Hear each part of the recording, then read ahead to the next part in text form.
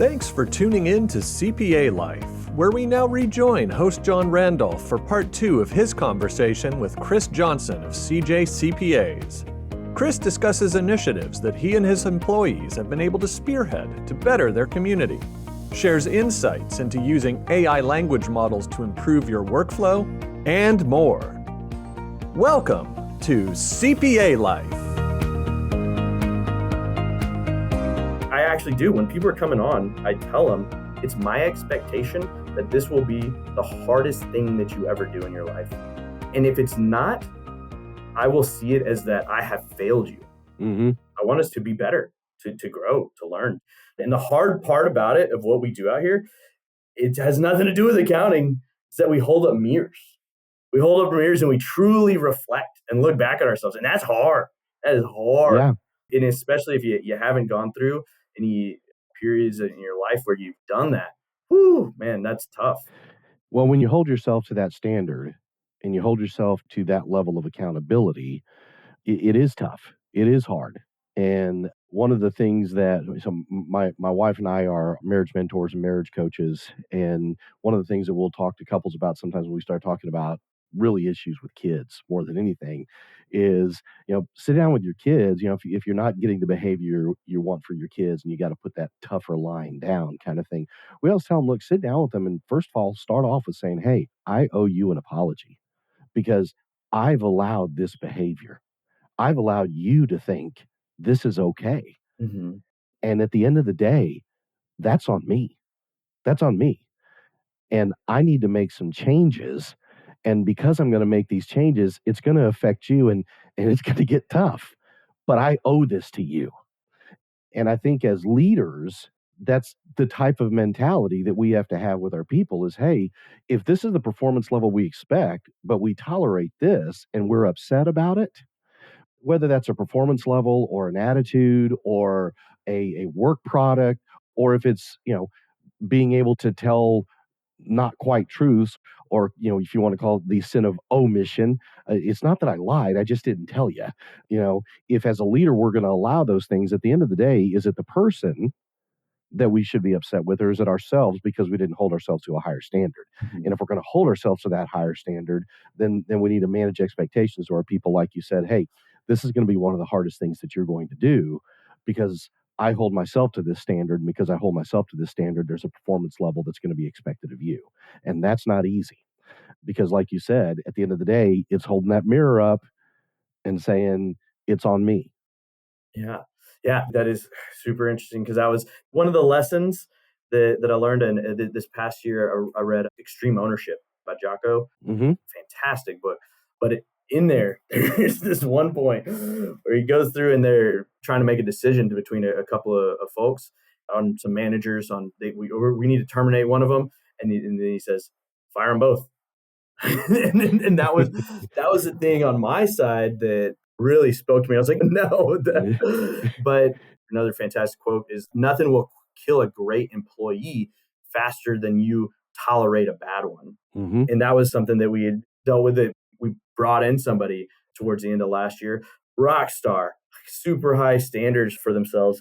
And with that, I had to reflect on it to say, oh man, the things that we're tolerating here with this, it's like to bring somebody into that environment, and it really changed and put some perspective on me to say, man, we've got to hold ourselves to certain standards. And with that, we had to let someone go from that standpoint as well. And that's not ever an easy thing to do. One of the things that we talk to clients about on the talent advisory side of our business is really being tough on yourself as a leader. And as you're saying, not accepting a bad attitude in the team that could affect everybody else. Because I think it's safe to say, if you build a team large enough, and I don't know what that number is, Chris, but if you build a team large enough, you're going to have performers on that team that rise or fall to the level of other people around them. Yeah. And that does not make them bad people. They may be some really good people, but if you surround them with just one bad apple, if you surround them with one person that just sucks the life out of the place, that's what they're going to ascend or descend to. And I've experienced that. I've done that as a leader and made that mistake. And, literally when I woke up one day, realized, hey, this is not good. And ended up letting go 4/5 of a staff that I had in an office because I had one guy that was an exceptional performer, but he performed at the level of those around him. And it was amazing getting rid of 4 people out of 5, keeping him. What that did to skyrocket his attitude and then building around him in the future. If you hold your people to a higher standard and you tell them, hey, we're not going to tolerate anything less than this. I think that, again, when it goes back to holding that mirror up to yourself, your people see that. Your people will work harder. Your people will work to deliver more because they understand that not only are you not putting up with it from anybody else, you're not putting up with it from yourself either. Absolutely. Because sometimes we're the people that are that person in the environment and we think it's okay. Do as I say, not as I do. Yeah, we're good at that as parents. Look at this incredible policy I just made for you. So, along those lines, I had an employee that worked for me once, young lady, hired her right out of college. She was a very black and white person. And I hired her, first female on our team. I had 3 other guys, very stereotypical, right brain guys. And we had a 8:00 meeting every morning. That 8:00 meeting started at 8:05, 7:50, 8:15. And after about 2 weeks of being on the job, meeting ended. And she said, hey, can I talk to you for a minute? And again, keep in mind, this is a 2-year, she's got a couple of years out of college, 26-year-old kid. Can I talk to you a minute? I said, yeah, sure. She said, can we close the door? So we closed the conference room door. And she said, I have a question. Do we have a meeting every day at 8:00 or not? I said, yeah, why? And she said, well, I'm only asking because I've been here 2 weeks and I'm the only person that's here every day at 8:00. So that tells me that either we don't have a meeting at 8:00 or you guys think your time's more valuable than mine. She ended up working for me for 4 years, was probably one of my best employees. Now, the conversation we had after that was, hey, you're spot on. You are spot on. Okay. Your packaging sucks. We'll talk about that. We'll work on that. But you're spot on. And I think that as leaders, we have to have that grace when we do get called out sometimes by our people that, hey, here's the standard and you're not at that standard. So it can be tough at times. One of the things that I wanted to ask you about, and again, going back to culture, going back to what you guys are building, one of your, I think it's a core value for your firm is a spark of joy. I want to talk a little bit about that because I don't think that's something that you as a leader or any leader that would have something like that in their culture just takes lightly. Looked at it, watched the video from your predecessor firm that kind of gave you the vision of doing that. I think it was you that paid off the school lunch debt for several hundred kids with your $1,000. Talk a little bit about that because I think that is really something cool that you guys are doing. Yeah, absolutely. As I was saying in there, we do our auditing, but it's just a vehicle to make some impacts in our lives and make some impacts in other lives. My previous firm had done this event, and they were actually inspired by another company in San Antonio that had previously done this. And in those same ways, we want to continue to inspire others to do this as well. And actually, this year we will be making some more promotional content around it to help get that out So there. tell us specifically what that is. Yeah, absolutely. So our Spark of Joy event is where we give every employee and some vendors and sometimes some of our customers $1,000 cash to go out into our community and make the biggest impact that you can in any way that you see fit. Which is very simple. Cash, go out, make an incredible impact. I feel that sometimes if you want to go out and help in some instances, you might not always know, and there can be some cloudy feelings around the generosity that might be out there and where dollars or impacts are truly going. But if it's in your hand and you get the decision to make it, you get to see some incredible things. Mm-hmm. And to experience that firsthand, it's absolutely amazing. We do it every year, and this will be the fifth or sixth year that I've done it. And every time just so incredibly special, and so grateful that now I get to be a part of other people's experience for them to go out and experience it as well. I highly recommend checking out the videos from my previous firm, SPR, and you can look that up on YouTube. Look up Giving Legacy We'll SPR. make sure and put that in the show notes link so people can see that because I think that's a pretty cool thing. Yeah, and just amazing impact firsthand. Some of the things that we've done our first year doing it, we paid off the school lunch debt for multiple schools for middle schoolers and high schoolers that were carrying debt as children, and we also were able to set up some funds at those schools. I had myself and another person who teamed up together so that they could even go into those as well. And then another year, we said, we want to experience just some random acts of kindness. So we gave a massive $300 tip to someone, and also had gone in. And if you're familiar with baby food, if you go and you look at the baby food at the store to see baby powder, you'll see that there are just so many tiny containers. There's just so many more tiny containers than there are large containers. If you've had a baby, you're going to need that large container. And the fact that they're expensive, but the fact that there's so many folks out there that need to go through and use those small containers with it, that it creates the demand for the smaller container, just shows that people are in need in that way. So I had gone in and I picked up the lid and just stuck $100 bills inside of those small containers. So somebody going in and could go through there and getting blessed in that way with those. Just a couple of the things that we've done there. I think those are the things that, again, going back to what you said a little while ago, this is what we do. It's not who we are. And if through your organization you can show people, you can make an impact, and you don't have to be a millionaire. You don't have to be some amazing philanthropic giver.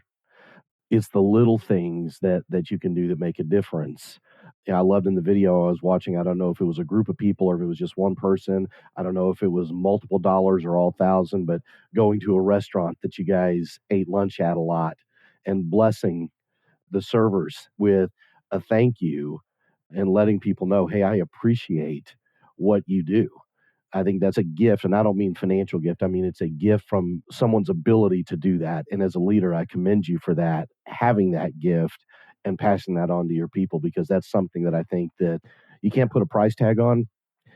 You don't put it in an employee manual and say, hey, you can put it in their verbs and say, this is what we do. But until somebody lives it, touches it, feels it, has their heart experience it, I don't think they realize the value of it. Yeah. Because it's not the $1,000 that's the value. Yeah. Last year, my wife, and actually she had been called to do it since the prior year. She was wanting to do, to have her spark of joy and to give some money to our garbage man. She'd just been feeling called to do that. She left a note, a nice note with the money out there. He came up to the door and was knocking on the door and spoke to her just in tears. And he said, "My mom just passed." And he's like, "I know this is my mom communicating to me through you through this act." And on her side, just being called to it and then having something that was impactful, and there was need there, but also just being able to help out. I think so many times in our lives, we want to be that blessing to somebody. We just don't know how. We also sometimes get so, as I mentioned earlier, myopically focused on the things that I'm dealing with. And, it's tough enough for me to make things stretch from point A to point B, sometimes financially. Working with an organization like yours that shows your people, hey, yes, it's a sacrifice. I mean, you've got 4, 8, 10, 12, 15 employees, or you grow to larger, now you're looking at significant dollars. But the message I think that you're sending to your people is, hey, there's some things that are bigger than us that we can impact, and I commend you for that. I want to touch on a couple of things before we shut down. One, what started you recording all of your interactions? And so what started that, and kind of what's come out of that? Yeah, yeah, absolutely. So in October of 2022, my previous firm had let me know. They said, hey, we don't want to do audit anymore. We think that you should go and start your own audit practice. And I was in a little bit of the research with that as I was going through and starting to gain some comfort. And then in right at the beginning of December 2022, ChatGPT was released, and it clicked for me immediately. And for so long, it was a situation. I mean, I went to the person running the firm at the time, and I showed this text where I put in, and I said, it was just text conversation. I said, I want you to act as Donald Trump talking about why Whataburger is better than In-N-Out, but he keeps on interrupting himself to talk about how big his hands are. Oh, it was hilarious. It was hilarious. And it was so funny. But in the way that I was looking at it, I would say, oh man, look at this. Isn't this crazy that we're going to have flying cars? And everybody's like, what in the world? No, this is just a funny thing about burgers. Like, I've got to have Whataburger burgers because I just have these gigantic hands that they can only fit around. Oh, hilarious. But at that time, that was a thing that it just clicked from it. And I went through about a 10-day existential crisis right at the end of the year where I was like, man, do I even not even start the firm and just chase this AI thing and just go after it? And eventually got to the point and said, oh, you know what, this is the vehicle that we can use to do a lot of amazing, incredible things. Lots of learning, lots of growth in it. But then, so in March of 2023, that's when I started recording myself. And with that, seeing the progression and knowing how rapidly things were going to improve, knowing that I could take data and point a large language model at it to analyze it in so many ways that I could actually take that information and just point it. But with the thing that I needed was the information, Mm-hmm. was the data. So then just started recording a lot of myself. Now, from that, we can talk about the actual use cases that we have right now. And so today, what we can do is from this call and this conversation, it gets analyzed and automatically flows right into my to-do list. If there was any to-dos on this call, those are popped up and they show up on my Microsoft To-Do. And then we can have it assigned to the team. So just from oral communication, asking somebody, oh, hey, I need you to go take the dog for a walk.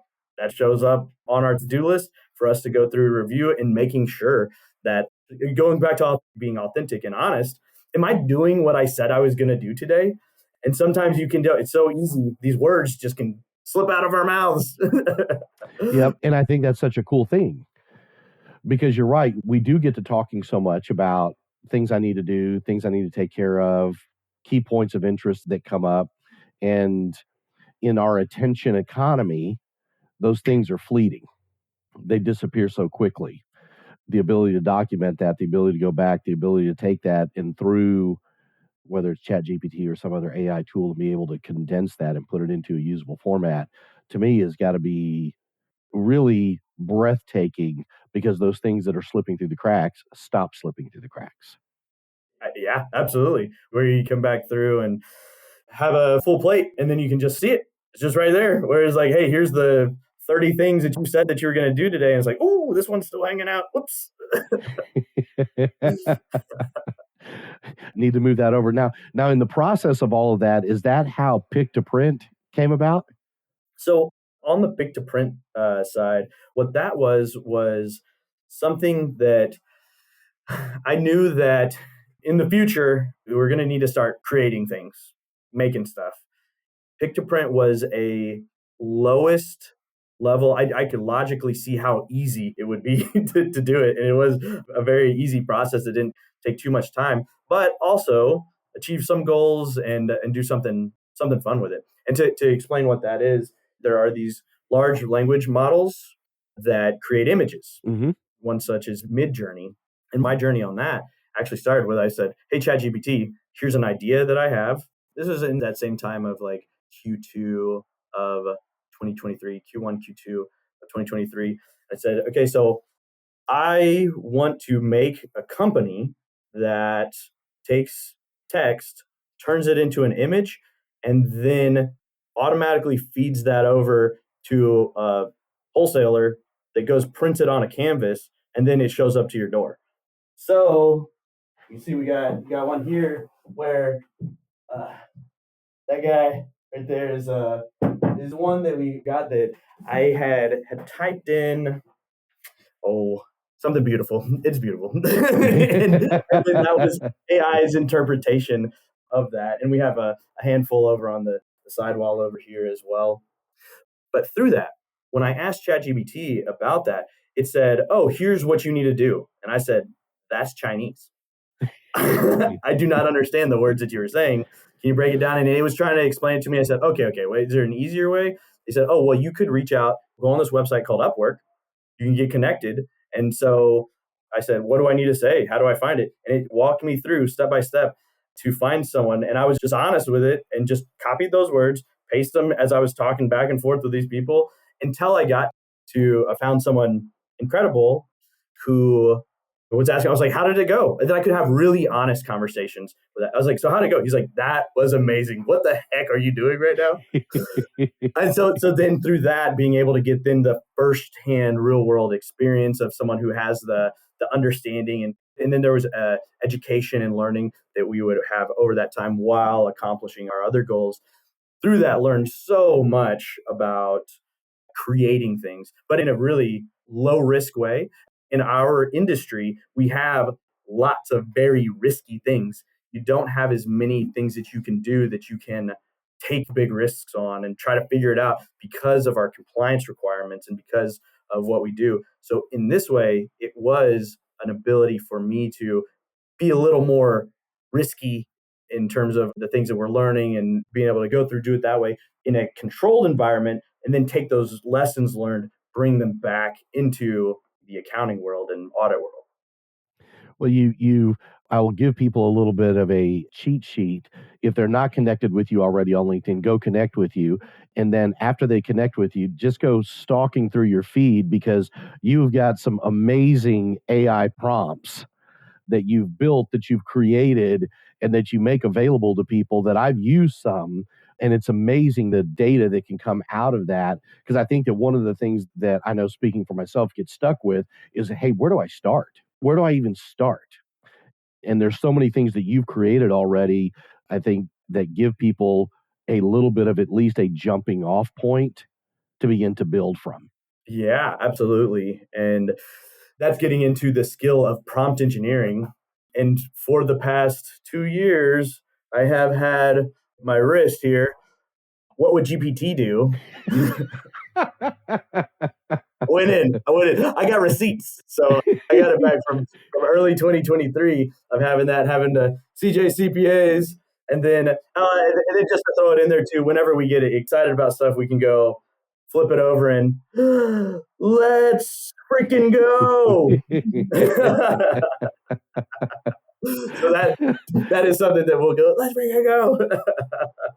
It's the constant reminder, right? It is to every day work on the skill of prompt engineering. And in the same way, any interaction with a large language model through making a picture or something, that's a rep. That's a rep of thinking about how am I putting in and what I'm getting back. And all of that is a feedback loop. Mm-hmm. And so it's things that are out there where it's like, hey, what's the lowest barrier to entry to get us getting into that feedback loop with these, just because there's so much learning that needs to happen.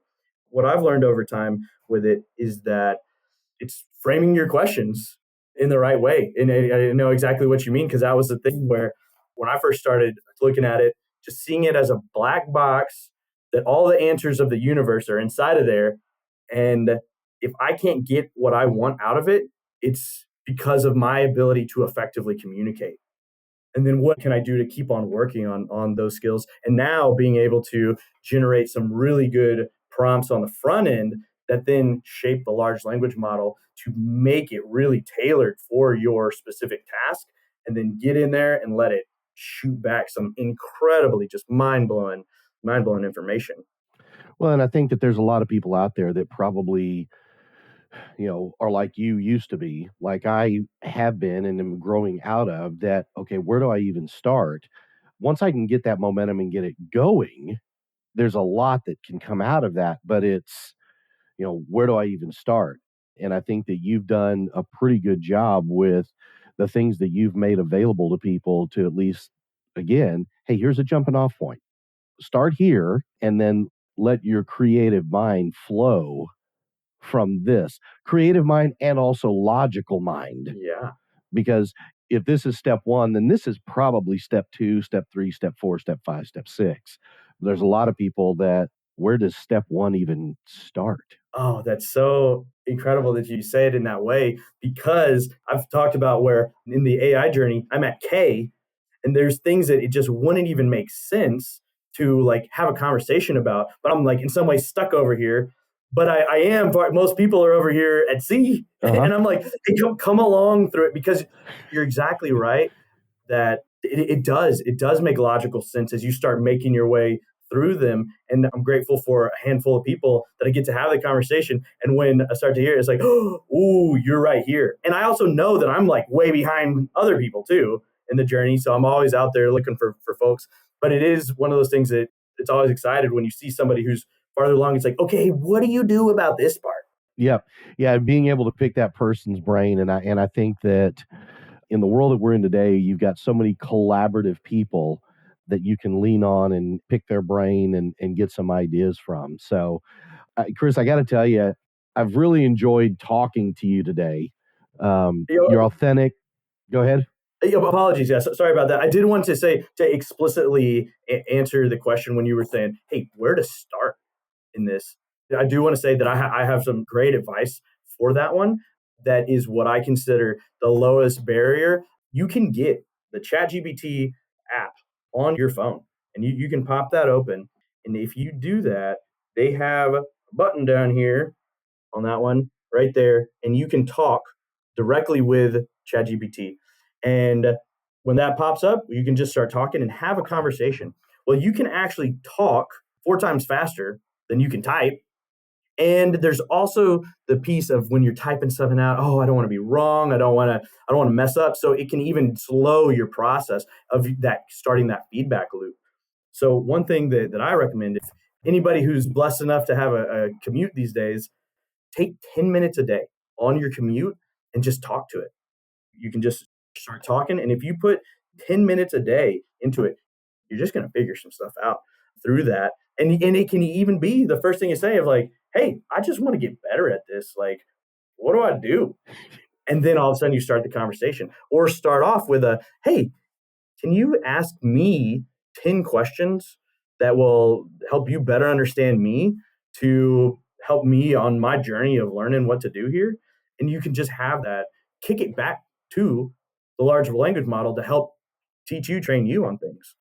It's interesting you talk about that being a starting point, because again, 3 weeks ago, 4 weeks ago, I didn't know that was there.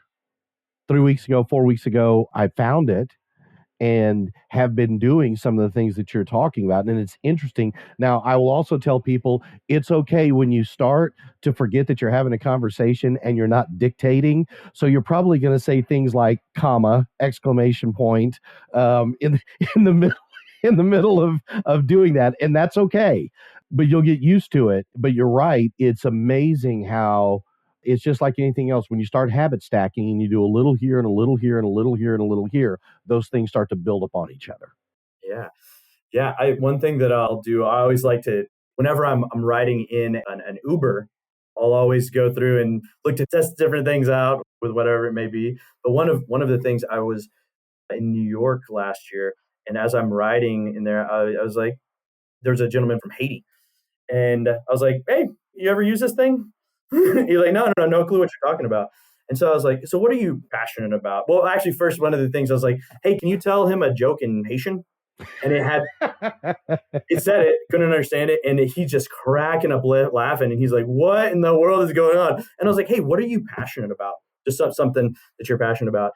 And he said, I'm really passionate about helping victims of sex trafficking.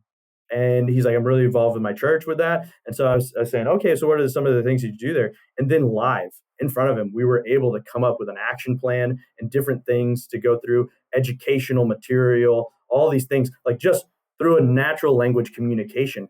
And he was just mind blown. And he said, I am literally driving to my church right now. He got the app. He's like, I'm going. He's like, oh, this like gives me so many ideas and things that we can do. And like, we've been wanting to do this. And you just made an educational thing on in the backseat of a cab. Like, what in the world? So, Isn't that amazing? yeah, incredible. So In the world that we live in today, the fact that we don't grab a hold of those opportunities is shocking. I mean, yes, there's the argument to be made that we need to disconnect more, but then there's the flip side argument to be made that hey, the tool is only as good as the person using it, and we can use these tools to make us all better when we use them appropriately. yeah, yeah. As I was saying a minute ago, I mean, I've enjoyed talking to you. Your authenticity, you're committed to making some amazing changes, not just in public accounting and in the space that you're building your business in, but really in the world that you touch directly and indirectly. And I'm really honored to have spent some time talking to you about those things today. So if there are folks out there that are interested in learning more about your firm, your endeavors, they want to learn from, hey, what has this guy done right? Hey, I've got some questions about ChatGPT, whatever it may be. What are some of the best ways for people to connect with you, learn from you, engage with you? We're very active on LinkedIn. That's our primary place that we communicate, and a great starting point to get in contact with us for sure. Perfect. And I'll make sure that in the show notes that we have a link to your website, a link to that video that we talked about sparking joy from your previous firm, as well as some contact information for people to follow what it is that you're doing, learn a little bit more about your journey, and get in touch with any questions that they may have. Again, Chris, I can't thank you enough for joining us today. I've really enjoyed talking to you. Absolutely. Likewise. And thank you again for getting out there and making this available for people to get a better understanding. I think that information and understanding and getting able to peel back behind the hood is a fantastic thing that can help lift us all up. So thank you so much. Yeah, it's a wonderful thing that if we can get the tide to rise, we all rise with it. And that's kind of the mentality that we've had through this process. So, for folks that have taken some time to hang out with us today, I want to thank you for investing a little bit of your life here with Chris and I today.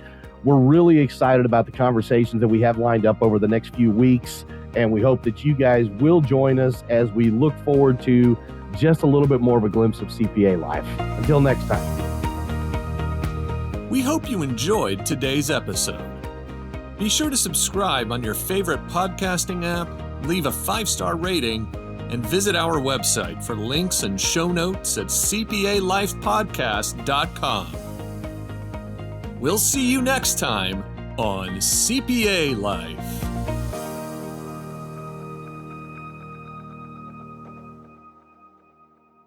ProfessionalProductions.net